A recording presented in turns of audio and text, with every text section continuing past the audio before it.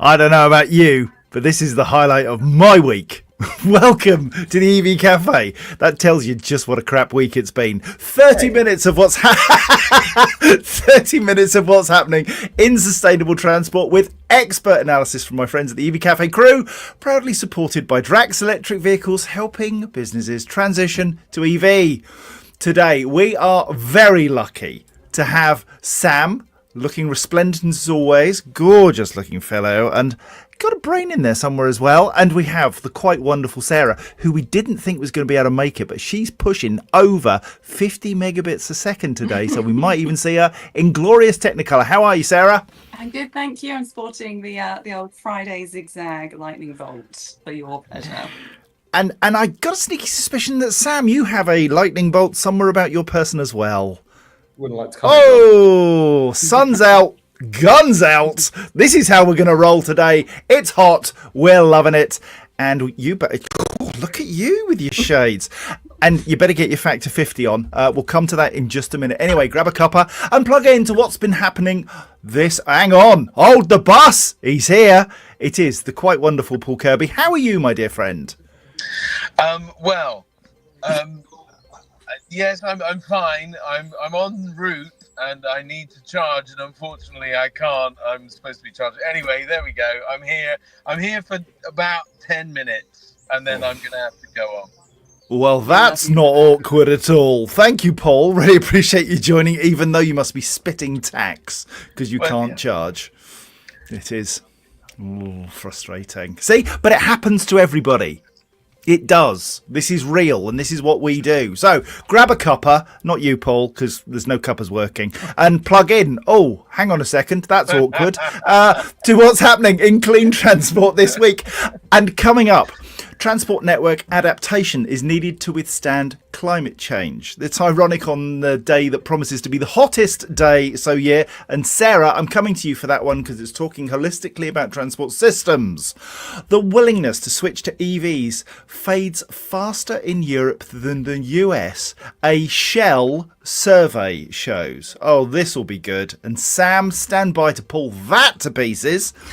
New research suggests that electric vehicles are least likely to be fixed at the roadside. Some quite interesting statistics. And if Paul's about for that, fabulous. If not, we'll just have to have a bun fight over that one because there's some uncomfortable reading in there. And finally, Instavolt introduces new technology to combat cable cutting and subsequent theft, along with Formula Space. That's a great story. But first, the EV Café commercial clap, where we highlight innovation and new things in our industry. The commercial clap from the EV Café. Innovation applauded. And first up, BEV, the electric vehicle charging operator. You can now fully charge up for less than £1 tomorrow. They are doing a special promotion. Sif Gafour there, Chief Exec. They have a new charging hub in Failsworth in Manchester. And to celebrate its opening, they are charging 1 pence per kilowatt hour. Now, the land was a derelict petrol station for more than 15 years, but it's now home to ultra-rapid charging hub with 12 300 kilowatt ultra-rapid charging bays. Recycle that! Brilliant stuff. Really pleased to hear that. Europcar has launched Flex Model Choice to give businesses the flexibility of rental with the vehicle model certainty of leasing, but with no early exit penalties. So essentially, you can hire a battery electric vehicle or a plug-in hybrid from Europcar for anything between 3 and 12 months at a fixed monthly rate. And if your circumstances change, somebody comes, somebody goes, whatever, you just give it back to them. No exit penalties. We like that. Tom Middleditch, head of electric mobility, said Flex Model Choice gives businesses access to the latest BEV and FEV models without the long-term commitments and early exit penalties of leasing. I like that. Innovative approach, well played. And finally, this is one to watch. Aegis Energy. We've done a little bit of work with Aegis at the Commercial Vehicle Show, and they are a bunch of different thinkers completely. They like to do things a bit differently. And Aegis Trailblazers are offering a range of perks for forward-thinking fleet operators who can commit early to clean refuelling. This includes discounted electric charging rates that can be competitive with depot infrastructure, networking opportunities, and the chance to help shape reshape Aegis's energy infrastructure plans, from fuel options to driver welfare facilities. Members will join a growing community, and they're going to provide 5 public access multi-energy hubs by the end of 2027. And 30 more by the end of the decade. And this is the way that we're going. Multiple fuels in one place. All good.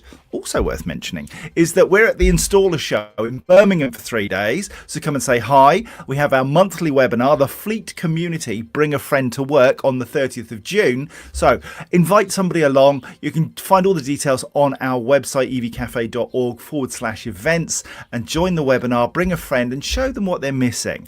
And on the 1st of July, Paul and I are doing a special Web Fleet webinar, which talks about sustainability and safety through telematics and all the things you can learn by sticking a little box in the cab.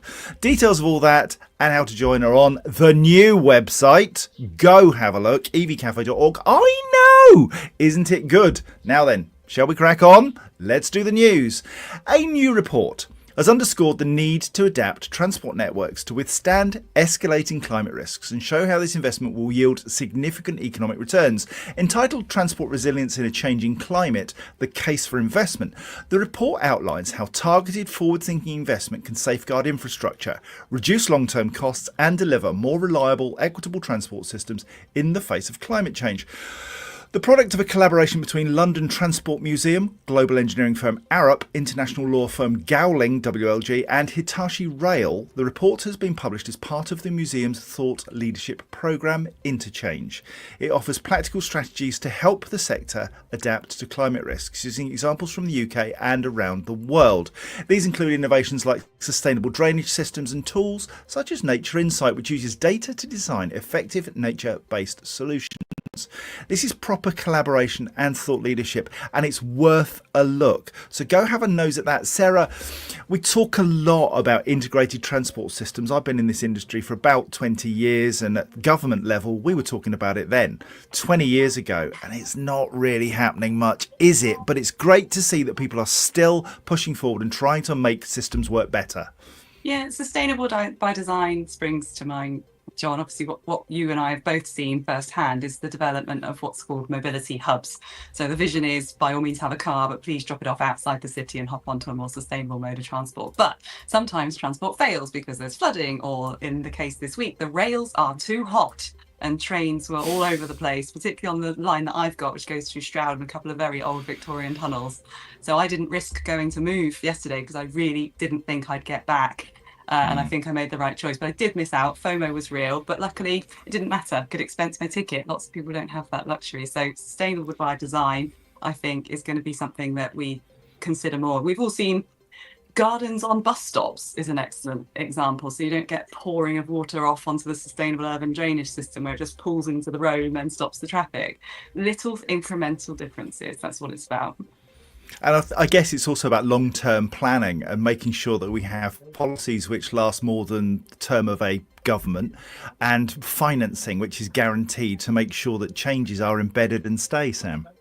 Yeah, and I would add a third to that, John, which is adaptability, not adaptability, what's the word I'm looking for? Something that this report hopefully shows things that people can do themselves. So if there's loads of initiatives out there, there's lots of creative, innovative, sustainable solutions. How do we get those to the people that can actually implement them and put them in the economy? So I hope that there's a good old executive summary which summarises these things and highlights to the wider business and economy that these sort of initiatives can be implemented in what they do. And then it makes material change, because it's great to have these reports, but if no one acts upon it, then it's not much use. So I'd love to be able to know, how do we take these learnings and do something with it?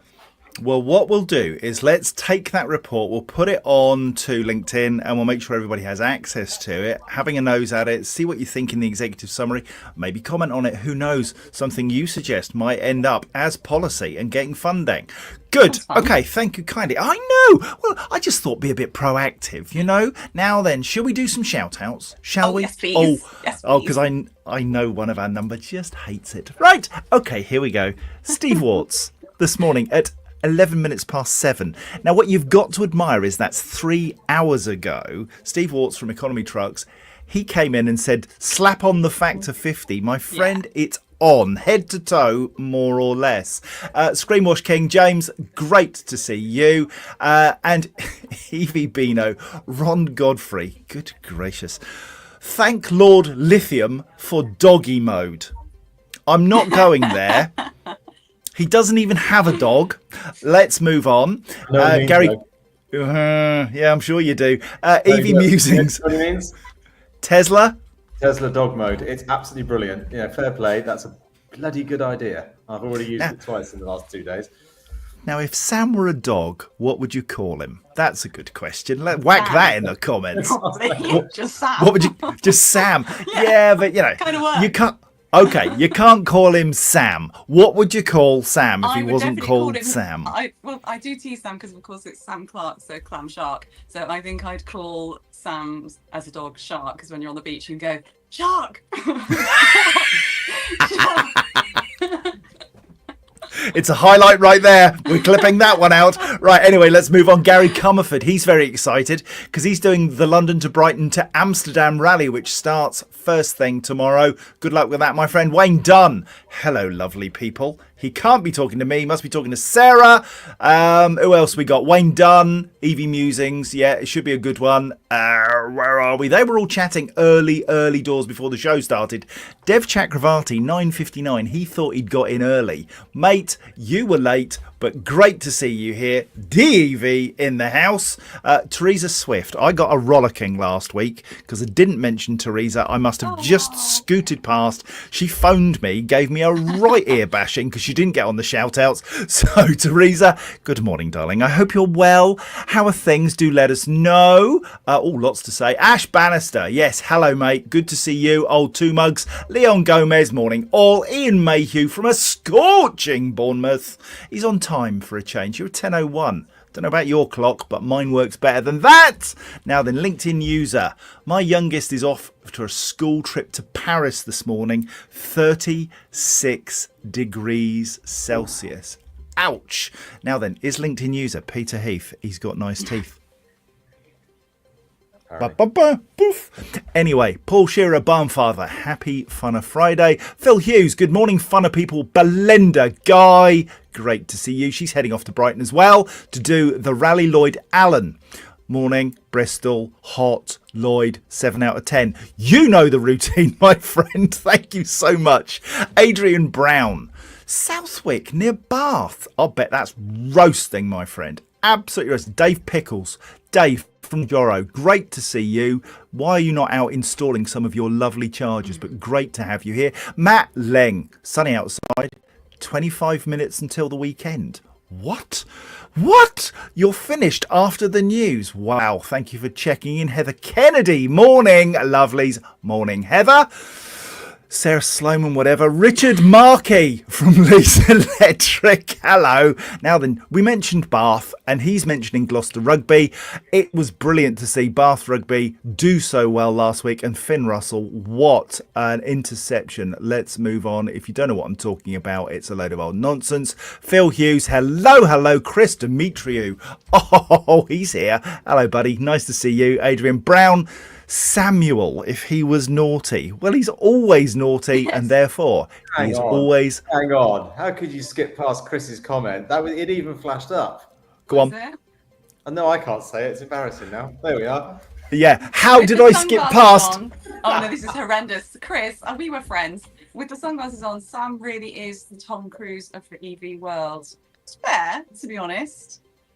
More like a cruise ship. Putting it more like cringe ship. Stop putting them on. Love you, Chris. Thank you. Oh, good grief. We'll never, ever hear the end of that. Now, Chris Demetriou, you are the first person ever to be barred from the EV Café news.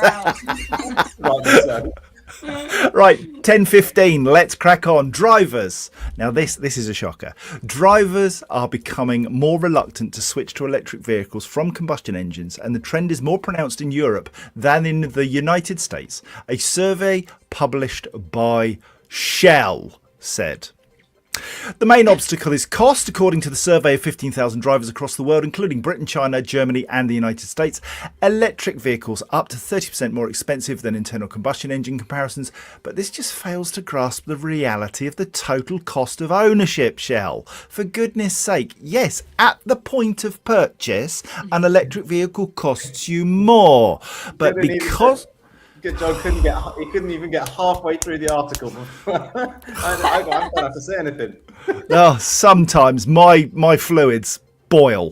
This year, 41% of respondents in Europe said they would consider switching to an electric car compared to 48% last year, whilst in the United States, the number fell 3 percentage points to 31%. In terms of the pace at which the charging experience is improving, only about half of European drivers said public charging had improved in the last year, below China's 74% and 80% in the United States. Here we go.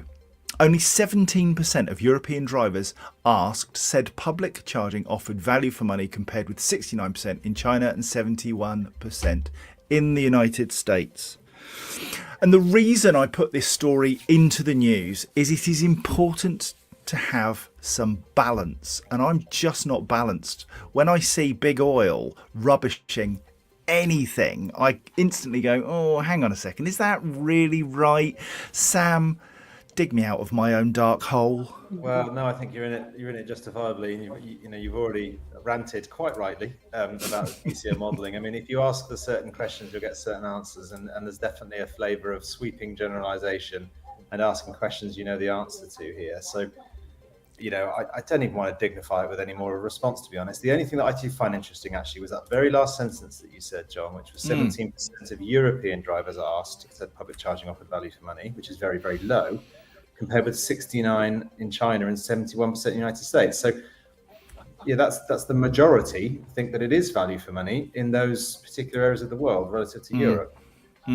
So I think that's quite interesting as to why there's a different perception there, and maybe it is simply that it is much cheaper to charge in public settings in those two areas. But that was interesting, because rather than it being a sweeping, deliberate question, that's something that has provided a different dimension to the same challenge, whereby you've got two large countries with a very majority that think it's good value for money, and then Europe that doesn't. So why is there such a huge discrepancy between their views? Yeah. Ron Godfrey rightly points out the new Nissan Leaf, which has been launched, and Sunderland, United Kingdom, Leaf launch. That's a brilliant looking SUV, by the way. 359 mile range, it claims, WLTP, which is pretty impressive. It's good stuff. Do you think people are impressed, Sarah, by ranges now that are around that 350? It's nice to see the Leaf. It's nice to see something which has evolved and developed. It's been here a long, long time, but now pushing the boundaries a bit. Yeah, what a hero of our industry that is. And it doesn't take long to look back and think we used to have range anxiety. How far will my vehicle go? And then we had charger anxiety. Will the charger work when I get there, and will it be where I think it is, or will it be taken? And now we have payment anxiety. How do I pay? How much is it going to cost? Will the regs be adhered to? Will I understand how much this charge is going to be? And I really struggle with the word expensive, because I am happy to pay the higher price on the motorway because it's very convenient for me and I need it. So for me, that's not expensive. It's just a high price. I think that's a really careful terminology that we should think about. And as to answer your question, Sam, you're right. The structure of paying for EV charging, in particularly sort of New York or America or Europe, is really different to here. And we don't need to go into why the pence per kilowatt hour is what it costs here. We know all of that. But just if you pull that apart, those are your reasons hiding there. A little anecdote from me. Went to a hotel for a family funeral this week. The funeral wasn't at the hotel, but I had to stay there. Needed a bottle of water. On the counter was a bottle of water for £1. Proceeds going to Great Ormond Street Hospital. I didn't have cash. I was unable to pay for it without my bank card, so I couldn't have said bottle of water. However, there was a machine behind me which charged me £2.70 for the same bottle of water. I had the need and I had the way of paying for it, and I paid for it because it was convenient to me. I wasn't going to get water any other way. Go, Sarah. I've got a tip for you, John. I call it the 5-finger discount. Swipe the £1 bottle of water and then use your bank card to donate £5 to Great Ormond Street Hospital and strut out there feeling good about yourself. They said we don't take cards, it has to be cash. I'm like, okay, I'll just go pay £2.70 right across the foyer. But that's the sort of... Yeah, the charity loses out, and that's the thing. You know, that somehow made sense to somebody. Anyway, right, 10:20, let's move on. Electric vehicles are the least likely to be fixed at the roadside by a breakdown company compared to a petrol, diesel or hybrid car, new research suggests. Almost 30,000 car owners contributed to the What Car's latest reliability survey conducted in association with Motor Easy to share their car breakdown experiences over the past 2 years. Just a quarter were given a permanent fix that enabled the driver to carry on with the journey, while 40.1% of petrol owners were able to continue in a repaired car. EVs were also most likely to be towed to a garage than cars of other fuel types. Furthermore, the new research suggests that EVs suffered more breakdowns than petrol, diesel or hybrid, with 10.9% of survey participants saying their car had broken down within the past 2 years.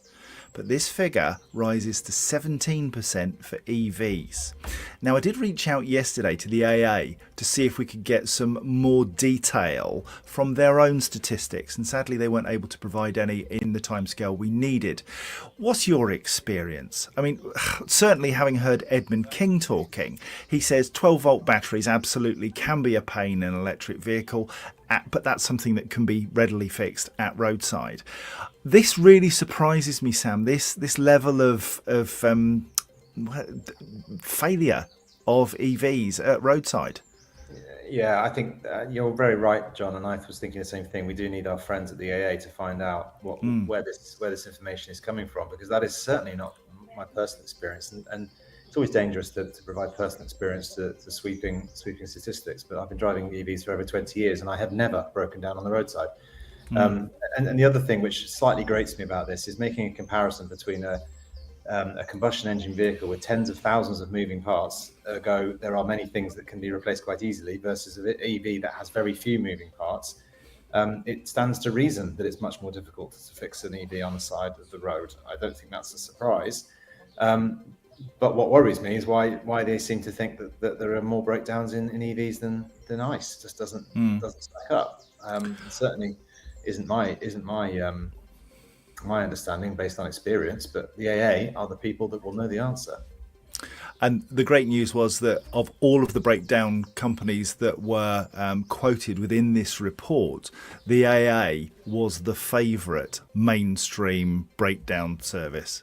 Independents were number one. There was another, Britannia were number two, and the AA were number three. And anything in orange was way down the list. We just worked with the winners.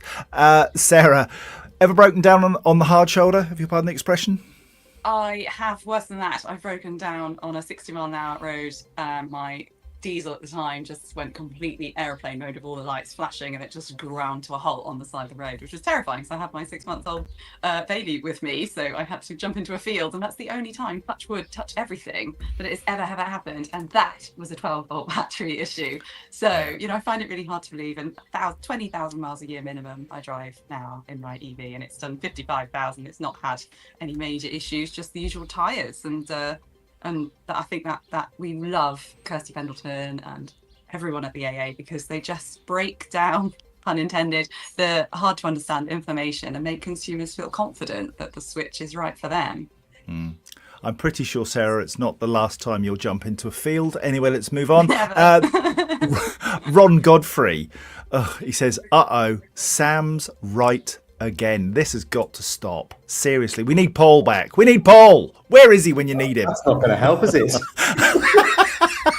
Right, 10:24, almost there. Following a recent spate of cable thefts across the country, Instavolt has introduced a new wave of preventative measures to protect its infrastructure and ensure continued reliability for EV drivers. The company's latest innovation, created in collaboration with EV design specialist Formula Space, is the introduction of Cable Guard, a patent-pending EV cable protection system that adds a critical layer of security without affecting the driver experience. This latest move marks a significant shift in how Intervolt is safeguarding its network. And essentially, what they've done is they've impregnated the cable with tough, high-wearing and flexible materials encasing a DNA-type material, which it's under pressure and squirts out over any offender who decides they're going to have a crack at cutting these charging cables. And they are covered in this stuff. So you are going to be in a bit of a mess with a forensic liquid all over you. Sam, you ever had a forensic liquid all over you? How am I supposed to answer that? Let's go back to the topic, John. Well done to Intervolt for installing this technology. We've got to find solutions for it. We're using smart water at the moment, which is proving quite effective and is less cumbersome. It does affect the driver. These cable guards are heavier, and it can also potentially affect the temperature of the cables, particularly the water-cooled or the air-cooled cables could have an effect on the temperature by putting these aftermarket things on. So it's something we have to be very close to in the market to understand how best these things can be implemented. But it's a very frustrating situation whereby people are stealing something that's worth tens of pounds and costing tens of thousands of pounds worth of damage as a result. Anything we can do to try and prevent this from happening. There's also a lot of vandalism out there as well. It's not about stealing it for the copper, it's just stealing it and breaking it just to be obstructive, which is really very frustrating. So we'll keep up with the hard work with Intervolt and GridServe and Osprey and all the others. We're all doing same and different ways to try and prevent this from happening. But it is incredibly frustrating. And I think for the charge point operators that are like Intervolt and Osprey that are potentially arguably a bit more remote in some of the places that they have infrastructure, the back of pubs and things, that's a lot harder because it's a lot easier for people to hide. Whereas we're a little bit more fortunate that our sites are so very, very open to the public 24/7 at services. I think we're a little bit more fortunate, generally speaking, because of that. So I think anywhere where cables are tucked around the corner of places are going to be under threat. It's always that trade-off, isn't it? Phil Hughes rightly says, Sarah, heavier cables are harder for older drivers and arthritic people. He's right, isn't he? There is this trade-off between security and ease of use, and you're the customer champion. How do you draw that balance?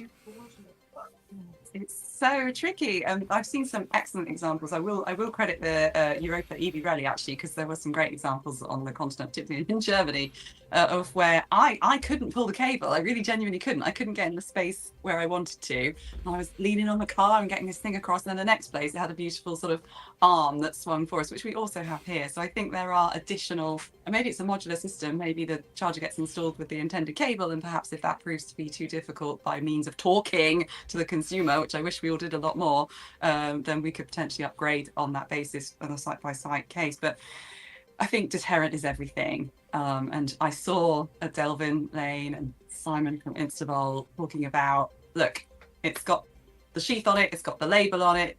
You are a fool if you go ahead with this. But we know from bike marking, which also uses a DNA type forensic evidence, if you're found with it, you're found with it.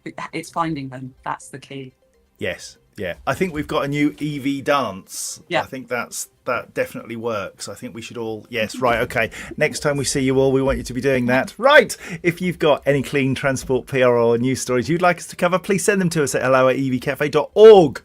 Thank you both to Sam and Sarah and to Paul for flying in. Until next Friday, it's goodbye from me and it's goodbye from them. This has been an EV Cafe production. Other sustainability news services are available, but this is just funner. Sarah? I can't. It's a very nice establishment. They'll put my hot desk fee up. I can't afford it. Funner. Just go Okay. funner. Thank you. Right. The EV Cafe is truly blessed to be partnered with the AA, Webfleet, Europcar, Iveco, Spheri, Schneider Electric, Dynamon, EV Blocks and AW Energy. We are the EV Cafe, supporting the transition to clean transport with our news partners, Drax Electric Vehicles. Enjoy the rest of your day and your weekend, wherever it takes you. Sunscreen, by order of the Peaky Blinders. Until next Friday. Bye! Bye-bye.